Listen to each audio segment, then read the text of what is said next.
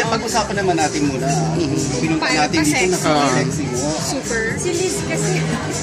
Hindi kasi, Busy ka na naman sa kasexy. kasi na, bigla. Hindi, alam natin, di ba, na parang you're really fit. Kasi nag-bike ka, you do the triathlon. Hanggang ngayon ba, ginagawa mo yun? No, sa totoo lang, Kuya Nelson, wala na ako mag-workout. Papila-pilates na lang ako.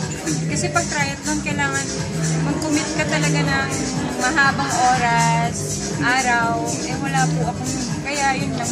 So, hindi mo namimiss mo ba yung bike? Namimiss na. Yan, bakit hanggang Once ngayon? again, we would like to ask our friends from the press if having Tamang received pagkain to lang. our Ava Fashions Konting Intimate exercise, Gallery. konti lang. Pilates. So that we can Just start parang with nag-start our na ulit yung botohan for FHM. Since ikaw, of course, yung present sexiest. Hoping ba tayo na next year, this year ko ulit.